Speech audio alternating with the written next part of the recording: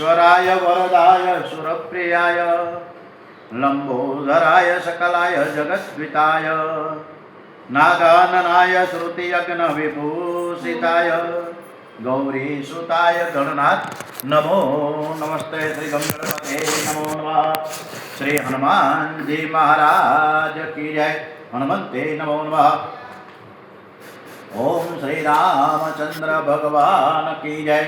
ओम श्री गायत्री मात की जय। श्री सोमनाथ महादेव की जय। श्री भारत माता की जय। श्री कृष्ण कन्हैयालाल की जय। बाल कृष्ण लाल की जय। ओम श्री डोंगरे जी महाराज की जय। श्री सुखदेव जी महाराज की जय। ओम श्री व्यास नारायण भगवान की जय। भागवत भगवान जी महाराज की जय। ओम नमो भगवते वासुदेवाय। कृष्ण भगवाने उग्रसेन कंसने मारीने एमना पिताश्री उग्रसेनने राजगादी आपी छे। पोते बेठा नथी, खरेखर जीती छे मथुरा कृष्ण भगवाने, परंतु प्रभुए ना पाड़ी दीधी के मारे राजगादी पर मारो राज्याभिषेक नहीं करवानो अने मैं मथुरानी गादी लेवा माटे के मेळववा माटे कंसने मार्यो नथी, परंतु प्रजाने खूब ज त्रास आपतो हतो एटले ज मैं कंसने मार्यो छे। कंसना पिता उग्रसेनने कैदमांथी मुक्त करीने एने गादी पर बेसाडो, मारे बेसवानुं नथी। गीतामां अर्जुनने प्रभुए आज्ञा करी छे मा कर्म फल हेतुर्भुवा ते संगोस्तवे कर्मणि। कांई पण फळनी आशा रेखा वगर सत्य कर्म करो। आजना विचार मंथનમાં અબ્રાહમ લિંકનનું મેં ક્યાંકથી મને મળી આવ્યું અને આજે પાછો સરસ મજાનો એક દિવસ છે। આજે બે સંયોગ ભેગા થયા છે।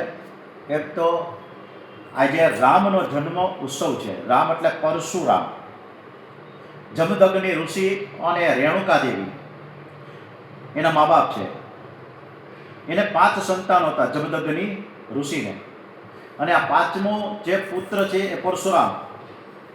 અને આજે એનો ઉત્સવ ખૂબ સરસ મજાની શોભાયાત્રા પણ નીકળવાની છે। આજે અખાત ત્રીજ પણ છે, વગર મુહૂર્તે સરસ મજાના મુહૂર્ત છે। આજે બેનો સોનું લેવા દઉં છે અને આજે દોથા ભરીને બધાએ સોનું લઈ આવજો। આજે અક્ષય તૃતીયા જેવું કંઈક છે, અક્ષય તૃતીયા।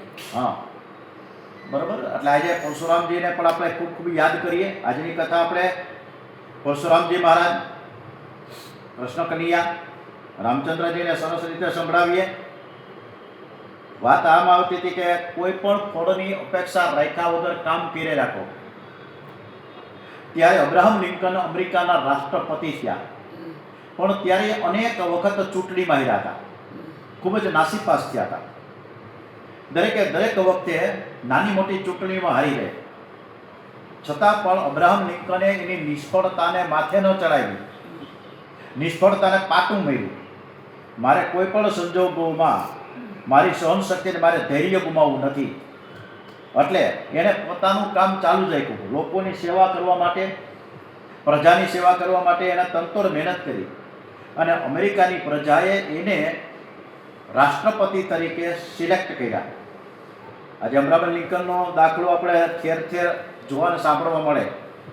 ગીતાજીમાં જે ઉપદેશ છે કે નિરપેક્ષ થઈને તું સત્કર્મ કર, એ શ્રીકૃષ્ણના જીવનમાં પરિપૂર્ણ થયેલો દેખાય છે। મળે છતાં લેવાની ઈચ્છા ન કરવી તે સંન્યાસ છે। શ્રીકૃષ્ણને મથુરાનું રાજ્ય મળ્યું, પણ તેને એક પૈસો લીધો નથી। કિષ્કિંધા રામચંદ્રજીએ વાલીને મારીને કિષ્કિંધા છોડાવી એના ત્રાસમાંથી, એને સુગ્રીવને આપી દીધી। લંકા પણ જીતી, રાવણને માર્યો, લંકા જીતી ગઈ રામચંદ્રજીએ, પણ વિભીષણને આપી દીધી।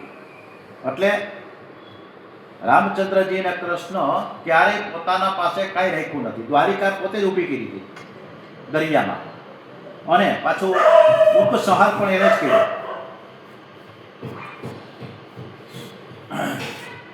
લંકામાં જેટલું બધું લંકા તો હતી સોનાની, પણ એમાંથી એક કટકી નથી લઈ ગયા, બધું આપી દીધું।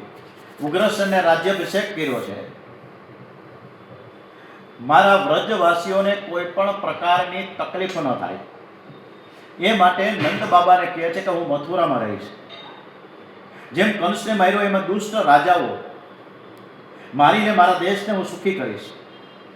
શું રાજ્યની સ્થાપના કરીને પછી હું તમને વંદન કરવા માટે આવીશ? બાબા, અહીંની પ્રજા બહુ ખૂબ દુઃખી છે, એટલે મારે ના છૂટકે મથુરામાં રહેવું પડે એમ છે. એટલે મારી ઈચ્છા છે કે તમે જલ્દી હવે ગોકુળ જાઓ. નંદ બાબા કે તને લીધા વિના હું એકલો ગોકુળ કેવી રીતે જાઉં? તારી માં બહુ રડશે. શ્રી કૃષ્ણ કે બાબા, આટલું કામ પતાવીને હું તરત પાછું ગોકુળમાં આવી જઈશ. તમે મારી માને સાચવજો, મારું હૃદય કેવું છે હું જાણું છું.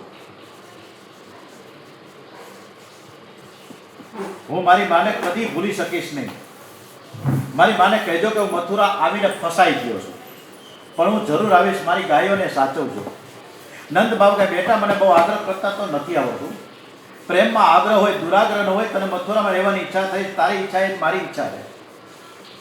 તારું સુખ એ જ મારું સુખ. હવે તને કાંઈ સુખ ભોગવવા માટે તો પ્રેમ નથી કર્યો ને, પરંતુ સુખી જોવા માટે પ્રેમ કર્યો છે. તારી ઈચ્છા હોય તો તું મથુરામાં રહે, પરંતુ કોઈ વખત વ્રજમાં આવી જાય. હું નારાયણને પ્રાર્થના કરીશ કે મારા લાલાનું તમે ધ્યાન રાખજો. નંદ બાબા કન્યા વિના ગોકુળ જવા તૈયાર થયા છે. કન્યાએ ગોપ મિત્રોનું સન્માન કરીને તેને વસ્ત્રોના આભૂષણો આપ્યા છે. ગોપ મિત્રોનો પ્રેમ શુદ્ધ છે. ગોવાળીઓ શ્રી કૃષ્ણને કહે કે કન્યા, તું અમને કપડાં આપીને સમજાવે છે, તું મારી સાથે ગોકુળ નહીં આવે. મથુરામાં આવ્યા પછી તું નિષ્ઠુર થઈ ગયો છે. શ્રી કૃષ્ણે નીચું જોઈ ગયા. ગોપ મિત્રો ખરું કહે છે કે મારે નિષ્ઠુર જ થવાનું છે. પછી તો વાસુદેવજીએ શ્રી કૃષ્ણ ભગવાનને જનોઈ આપી છે. ગર્ગાચાર્યજીએ ગાયત્રી મંત્રને દીક્ષા આપી છે. શ્રી કૃષ્ણ બલરામજી બ્રહ્મચારી થયા છે. પ્રભુએ આદર્શ બતાવે છે કે હું પરમાત્મા છું, હું ઈશ્વર છું, છતાં પણ મારે સંસારમાં આવ્યા પછી સદગુરુની જરૂર પડે છે. આ માયામય સંસારમાં જે કોઈ આવે તેને માયા મારે છે. માયામાં બહુ જોર છે. કોઈ કોલસાની ખોળમાં ઉતરે અને કહે કે મને કોલસાનો ડાઘ નહીં લાગે તો એ શક્ય જ નથી. કોલસાની ખાલમાં ઉતરે એને ડાઘ તો લાગવાનો જ. એ જ રીતે સંસારમાં આવ્યા પછી તેને માયા મારે છે. એવો કયો જીવ છે કે જે સંસારમાં આવ્યા પછી કામદેવે પાગલ ન કર્યો હોય? એવો કયો જીવ છે કે જે ક્રોધમાં 5 મિનિટ માટે પણ બળ્યો ન હોય? લોભે કોને આંધળો કર્યો નથી? હિતેશના વિતેક્ષના અને ભાવેશનાથી કોનું મન બગડ્યું નથી? સંસારમાં જે આવે છે તે માયામાં રહે છે. કામ, ક્રોધ, લોભ, મોહ આ બધા માયાના વિષયો છે. તે બધાને મારે છે. કોઈ સંતના ચરણને પકડી રાખજો. સદગુરુની ખૂબ જ સરસ જરૂર છે. ઉજ્જૈનીમાં શ્રીપ્રા નદીના કિનારે સાંદીપની ઋષિનો આશ્રમ છે. ત્યાં શ્રી કૃષ્ણ બલરામ વિદ્યાભ્યાસ અર્થે ગયા છે. શ્રી કૃષ્ણ ગુરુકુળમાં નિવાસ કરે છે. ગુરુની તન, મન અને ધનથી સેવા કરે. ગુરુની સેવા કર્યા વગર પરમાત્મા પણ સુખી થતા નથી. આ આદર્શ ભગવાને જગતને બતાવ્યો છે. કોઈ પણ મહાપુરુષની સેવા તન, મન અને ધનથી કરશો તો મહાપુરુષનું હૃદય પીગળશે અને તે અંતરથી આશીર્વાદ આપશે. સદગુરુની સેવા કરીને જે જ્ઞાન મળે તે વિનય અને વિવેક શીખવાડે છે. પુસ્તકો વાંચીને મેળવેલું જ્ઞાન તમને પૈસો અને પ્રતિષ્ઠા અપાવશે, પણ અંદરની શાંતિ આપશે નહીં. શ્રી કૃષ્ણ સાંદીપની ઋષિના આશ્રમમાં અધ્યાત્મ વિદ્યા ભણ્યા છે. શ્રી કૃષ્ણ ગુરુકુળમાં છે ત્યારે ઘણા બધા વિદ્યાર્થીઓ ત્યાં ભણવા આવે છે. એમાં એક સૌરાષ્ટ્રનો ગરીબ બ્રાહ્મણ ત્યાં પણ આવ્યો છે. શ્રી કૃષ્ણની સાથે મૈત્રી થઈ. આ મિત્રનું નામ છે સુદામા. શ્રી કૃષ્ણના મિત્રનું નામ જ આ ભાગવતમાં છે. વિદ્યાર્થી સુદામા સાથે મૈત્રી કરે તો જ વિદ્યા સફળ થાય. વિદ્યાભ્યાસ પૂરો થતા શ્રી કૃષ્ણ ગુરુને ગુરુદક્ષિણા આપવા ઈચ્છે છે. સાંદીપની ઋષિ કહે કે બેટા, મેં તને આ જ્ઞાન કંઈ લેવા માટે તો નથી આપ્યું ને. આ શ્રીપરા નદી મને જળ આપે છે, વૃક્ષો ફળ આપે છે, મારે હવે કોઈ વસ્તુની જરૂર નથી. શ્રીપરા નદીના કિનારે સાંદીપની ઋષિ ઉજ્જૈનમાં અમે ત્યાં દર્શન કરવા ગયા હતા. ત્યાં પણ સુદામાની, કૃષ્ણ ભગવાનની, બલરામજીની અને ઋષિ સાંદીપની એ બધાની મૂર્તિ છે. સરસ મજાનું મંદિર છે અને ખૂબ જ અલૌકિક જગ્યા છે. ફળ ફૂલથી, વૃક્ષોથી લથબથ છે. એટલે જે સાંદીપનીનો આશ્રમ હોવો જોઈએ એ ટાઈપનું વાતાવરણ અત્યારે પણ ત્યાં ખડું છે. શ્રી કૃષ્ણ ભગવાન કહે કે તમારી ઈચ્છા નથી, પણ મારી એક ભાવના છે કે ગુરુ દક્ષિણા વગર મારી વિદ્યા સફળ ન થાય. જ્ઞાન, દાન અને વસ્ત્ર જ્ઞાન દાન એ વસ્ત્રદાન અને સુવર્ણ દાન કરતા શ્રેષ્ઠ છે. શ્રી કૃષ્ણે બહુ આગ્રહ કર્યો ત્યારે ગુરુજીએ દક્ષિણા માંગી છે કે બેટા મેં તે તને જ્ઞાન આપ્યું તે તું બીજાને આપજે. તને કોઈ લાયક શિષ્ય મળે તો કાંઈ પણ લીધા વગર તેને તું જ્ઞાન આપજે. તું વિદ્યાનો વંશ કરજે. અને આ ગુરુ સંદીપની શિખામણ કૃષ્ણ ભગવાને બરોબર કાનમાં ધરી છે. અને આપણે ખબર જ છે કે 18 દિવસ જે ચાલ્યું હતું યુદ્ધ, એમાં સતત એ યુદ્ધ દરમિયાન અર્જુનને કોઈ પણ જાતની અપેક્ષા રાખ્યા વગર ગીતાજીના સંદેશો કહ્યા છે. પ્રભુએ અર્જુનના ઘોડાઓની પણ સેવા કરી છે. એમાં એને શરમ ને સંકોચ ક્યારે અનુભવ્યો નથી. યુદ્ધમાં ક્યારેક અર્જુન થાકીને સૂઈ જાય ને ત્યારે શ્રી કૃષ્ણ અર્જુનના ઘોડાઓને જે બાણ લાગ્યા હોય એની કાઢે, મલમ લગાવે, ટ્યુબ લગાવે. વ્યાસજીએ લખ્યું છે કે કૃષ્ણ વંદે જગતગુરુ, એટલે આ શ્રી કૃષ્ણ ભગવાન છે એ જગતના ગુરુના ગુરુ છે, જગત ગુરુ છે. પ્રભુને ગુરુજીની સેવા કરવાની ઘણી ઈચ્છા હતી એટલે તેઓ ગુરુ પત્નીને કહે છે કે ગુરુજી ભલે ના પાડે પણ મારે ગુરુને કંઈક આપવું છે. ગુરુ પત્ની જાણે છે કે આ વિદ્યાર્થી જરાય સાધારણ તો છે જ નહીં. ગુરુ પત્ની કહે છે કે અમે પ્રભાતની યાત્રાએ ગયા હતા અને ત્યારે મારો એકનો એક દીકરો સમુદ્રમાં ડૂબીને મરણ પામ્યો હતો. ગુરુ દક્ષિણામાં મને બાળક લાવી આપ્યું. પ્રભુ પ્રભાસમાં પધાર્યા છે. સમુદ્રમાં તે બાળક મળ્યો નહીં. ત્યાં પંચ રાક્ષસોનો વિનાશ કરીને તેનો પંચજન્ય શંખ ધારણ કર્યો અને હવે તેઓ મુરલીધર નહીં પણ શંખધર બન્યા છે. બોલીએ શ્રી શંખધર મહારાજ કી જય. પછી તો પ્રભુ યમપુરીમાં ગયા. યમરાજાએ પ્રભુને ગુરુદેવનો બાળક અર્પણ કર્યો. પ્રભુ બાળક લઈને ગુરુજીની પાસે આવ્યા અને તેને અર્પણ કરે છે. માનું હૃદય પીગળ્યું છે. માએ અંતરથી આશીર્વાદ આપ્યા છે. સરસ્વતી તમારા મુખમાં રહેશે, લક્ષ્મીજી તમારા ચરણમાં રહેશે, તમારી કીર્તિ આખા જગતમાં કાયમ રહેશે. તમે કોઈ દિવસ જ્ઞાન ભૂલશો નહીં. આ ગુરુદેવ શ્રી કૃષ્ણ ભગવાનને આશીર્વાદ આપ્યા. હવે શ્રી કૃષ્ણ ભગવાન મથુરા નરેશ કહેવાય ગયા. વિદ્યાભ્યાસ કરીને મથુરા આવ્યા. યાદવોને પરમાનંદ થયો છે. રાજા ઉગ્રસેનને પણ આનંદ થયો. વિચાર કરે કે પરમાત્માએ મને માન આપ્યું, ગાદી આપી, એટલે હું નામનો રાજા. ખરો રાજા તો કૃષ્ણનો છે. એટલે વિવેકી ઉગ્રસેને સર્વ સંપત્તિ શ્રી કૃષ્ણના ચરણોમાં સમર્પિત કરી. શ્રી કૃષ્ણ હવે મથુરાના રાજા થયા. હતી સંપત્તિમાં જીવ ભાન ભૂલે છે. હતી સંપત્તિમાં શ્રી કૃષ્ણ સાવધાન છે. ક્યાં પહેલાનું ગોકુળિયું જીવન અને ગોકુળમાં ગાયોની પાછળ ફરતા હતા, જ્યારે હવે તે મથુરા નાથ કહેવાયા. સોનાનો રાજમહેલ છે. રાજમહેલમાં શ્રી કૃષ્ણને માટે રોજ 56 ભોગની સામગ્રી થાય છે. અનેક દાસ દાસીઓ છે. ઉદ્ધવજી શ્રીઅંગની સેવા કરે છે. તેમને સર્વ પ્રકારનું સુખ છે, છતાં શ્રી કૃષ્ણ વ્રજવાસીઓના પ્રેમને નથી ભૂલ્યા. મથુરા ઐશ્વર્ય પ્રધાન છે, જ્યારે ગોકુળ પ્રેમ પ્રધાન છે. અતિ સંપત્તિમાં અલૌકિક ઐશ્વર્યમાં પણ પ્રભુ ગોપીઓના પ્રેમને ભૂલી શક્યા નથી. તેમની પ્રેમ લક્ષણા ભક્તિને ભૂલી શક્યા નહીં. હવે ઉદ્ધવજીને જ્ઞાન લક્ષણા અને ગોપીઓની પ્રેમ લક્ષણા ભક્તિ ઉદ્ધવજીને મોકલે છે ગોકુળમાં કે જાઓ. અને શ્રી કૃષ્ણ ભગવાન ઉદ્ધવજીને બોલાવ્યા છે અને એને કીધું કે જ્ઞાન કરાવવા માટે ભક્તિનું તમે ગોકુળમાં જાઓ. જ્યારે જીવ પરમાત્માની સાથે અતિશય પ્રેમ કરે છે ત્યારે પરમાત્મા પણ પોતાનું અસલી સ્વરૂપ બતાવે છે. મનુષ્ય પોતાના ઘરની તિજોરીમાં શું છે એ બીજા કોઈને બતાવે નહીં. હાવ અંગતમાં અંગત હોય ને એને બતાવે. પરમાત્માના અસલી સ્વરૂપને નિહાળવું હોય તો તેમની સાથે અતિશય પ્રેમ કરો. અને એ સ્વરૂપના દર્શન કર્યા વગર બ્રહ્મ દ્રષ્ટિ આવતી નથી. શ્રી કૃષ્ણ ભગવાન રોજ સાંજે રાજમહેલની અગાસીમાં બેસીને ગોકુળની ઝાંખી કરે છે. મારી માં આંગણામાં બેસીને મારી પ્રતીક્ષા કરી રહી છે. એ મને યાદ કરીને રડે છે. એ મથુરાના માર્ગ ઉપર મીટ માંડીને નિહેળા કરે છે. તેને ખાતરી છે કે કન્યાએ કહ્યું છે કે આવીશ એટલે તે જરૂર આવશે. આમ તે મારી રાહ જોયા કરે. મારી વહાલી ગાયો મથુરા તરફ મુખ રાખીને હંભા કરે છે. મારા નંદ બાબા મને યાદ આવે છે. ગોપીઓ, મારા ગોપ મિત્રો પણ મને ખૂબ યાદ આવે છે. આમ પ્રભુ બધાનું સ્મરણ કરે છે ત્યારે એનું હૃદય ભરાયું છે. એક એકનું સ્મરણ કરતા આંખમાંથી આંસુ ટપકે છે. શ્રી કૃષ્ણ વ્રજવાસીઓના પ્રેમને ભૂલી શકતા નથી.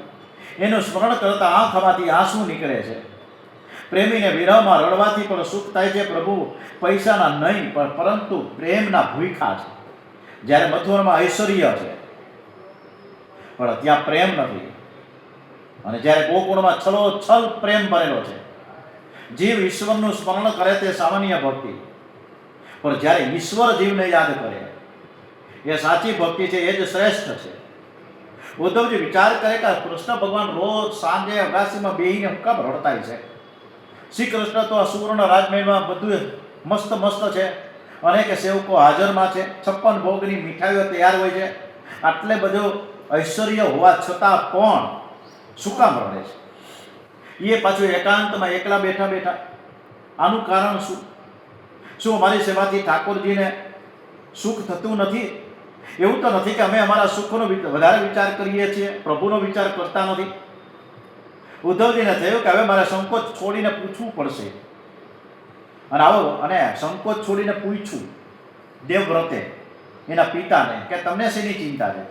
આટલે બધો હસ્તિનાપુરનો રાજા થઈને, શાંતનુ છે હસ્તિનાપુરનો રાજા, અને છતાંય તમે દુઃખી કેમ, ઉદાસ કેમ? જમતા નથી, ખાતા નથી, પીતા નથી, શું કરવું? દેવવ્રતને ચિંતા છે તેના બાપની, એટલે પૂછ્યું. પણ છતાંય શાંતનુએ ના પાડી કે મારે કંઈ કહેવું નથી, મારે કોઈ પ્રશ્ન જ નથી. પણ પછી એના રથના સારથીને ખાનગીમાં પૂછ્યું કે તકલીફ ક્યાં છે? અને એ કથા આપણે મહાભારતમાં ખૂબ સરસ રીતે જાણીએ છીએ. અહીંયા પણ હવે ઉદ્ધવજીએ કે મારે સંકોચ છોડીને પ્રભુને પૂછવું છે. એટલે એકવાર સાંજે ઉદ્ધવજી અગાસી પર ચડ્યા. કૃષ્ણ ભગવાન તો વ્રજવાસીઓના ચિંતનમાં મગ્ન હતા. ઉદ્ધવ એટલે પ્રભુએ એમના પ્રેમના આવગને દબાવ્યો છે. પ્રભુ પ્રેમને ગુપ્ત રાખવાય છે, છતાં ઘણીવાર તે પ્રેમનો આવેગ બહાર નીકળી આવે છે. શ્રી કૃષ્ણ પ્રેમા વેશને દબાવીને ઉદ્ધવજીનું સ્વાગત કરે છે. ઉદ્ધવ શ્રી કૃષ્ણને વંદન કરે છે કે નાથ, તમને એક વાત મને પૂછવાની ઈચ્છા થઈ છે. શ્રી કૃષ્ણ કે ઉદ્ધવ, તમે મારા અંતરંગના સખા છો, સંકોચ નહીં રાખો, જે પૂછવું એ પૂછો. ઉદ્ધવ પૂછે છે કે હું મારી બુદ્ધિ પ્રમાણે યથામતી આપની હું સેવા કરું છું, પરંતુ મને એવું લાગે છે કે આપ મારી સેવાથી ખુશ નથી. આપ ઉદાસ કેમ છો? આપ ભોજન કરો છો એ સમયે આપને અકળામણ થતી હોય એવું મને લાગે છે. ગઈકાલે ભોજન કરતા કરતા આપનું હૃદય ભરાઈ ગયું હતું, અને એ સમયે આપ કોઈકને યાદ કરતા હતા. ગઈકાલે રાત્રે આપ સૂતા હતા, એ સમયે હું આપના ચરણની સેવા કરતો હતો ત્યારે મને લાગ્યું કે આપ કોઈ સ્વપ્ન જોઈ રહ્યા છો, અને એ સ્વપ્નમાં રાધે રાધે રાધેનું સતત રટણ ચાલુ. આ રાધા છે કોણ? તમે રોજ કોને યાદ કરો છો? સાંજે તમે રોજ આવીને અગાસીમાં બેસો છો અને રોજ આ દુઃખીને રોજ રડો. શ્રી કૃષ્ણ કે ઉદ્ધવ, હું દુઃખી કેમ છું એ પૂછનાર મને મથુરામાં તું એકલો જ મળ્યો. તને હું શું કહું? હું ગોકુળમાં હતો ને તારી મારી મા મને લાડ કરીને ખવડાવતી હતી. દેવકી ને વસુદેવ મારા માતા પિતા છે, પણ મારા સાચા માતા પિતા તો ગોકુળમાં છે. એ મને ખૂબ યાદ આવે છે. ઉદ્ધવ, મને મારી ગાયો, મારા ગ્વાલ બાલ મિત્રો મને ખૂબ જ યાદ આવે છે. અમે ગાયો ચરાવવા જતા હતા ને ત્યારે મારા મિત્રો મારી પ્રતીક્ષા કરતા. એઓ પોતાના ઘરેથી જે કંઈ લાવે તે પ્રથમ મને પ્રેમથી ખવડાવે, અને પછી કુમળા પલવોની પથારી કરીને મને તેના ઉપર સુવડાવે અને મને વીજળો નાખે મારી ગાયોને સાથે. ઉદ્ધવ, આ મિત્રોને હું ભૂલી કેમ શકું? ઉદ્ધવ, મારી સખીઓ, મારી ગોપીઓ મને ખૂબ યાદ આવે છે. મારી મા, મારી બા યશોદા મને યાદ આવે છે. મારી ગાયો મને યાદ આવે છે. ઉદ્ધવ, જ્યારે કાલી નાગને હું નાથવા યમુનાના કિનારે કૂદી પડ્યો ને ત્યારે મારી ગાયો રડતી હતી, અને હું જ્યારે બહાર નીકળ્યો ત્યારે ગાયોને અતિ આનંદ થઈ ગયો. વ્રજની આ ગાયો મને ખૂબ જ યાદ આવે છે. હે ઉદ્ધવ, આ વૃંદાવન છે ને પ્રેમ ભૂમિ છે, એ છોડીને હું આવ્યો તેથી મને આનંદ નથી. અહીંયા તમે બધાએ મને મથુરાનો રાજા તો બનાવ્યો, તમે બધા તો ખુશી છો, પણ હું અંદરથી ખુશી નથી. મને બધા જ મથુરા નાથ કહે છે, પરંતુ કોઈ મારી સાથે પ્રેમથી વાતોય નથી કરતું. મને કોઈ પ્રેમથી બોલાવતું નથી. લોકોએ મને મથુરાનો રાજા બનાવ્યો, પણ વ્રજ મારાથી ભૂલાતું નથી. અને આ વ્રજ ભૂલાતું નથી એની રચનાઓ પણ ખૂબ સરસ છે. પણ આજની કથાને વિરામ આપતા કૃષ્ણ કનૈયાલાલ કી જય, ભાગવત ભગવાનજી મહારાજ કી જય, ગણપતિ મહારાજના અને હનુમાનજી મહારાજના ચરણોમાં વંદન સાથે ઓમ નમો ભગવતે વાસુદેવાય, ઓમ નમઃ પાર્વતે પતય, હર હર મહાદેવ હર.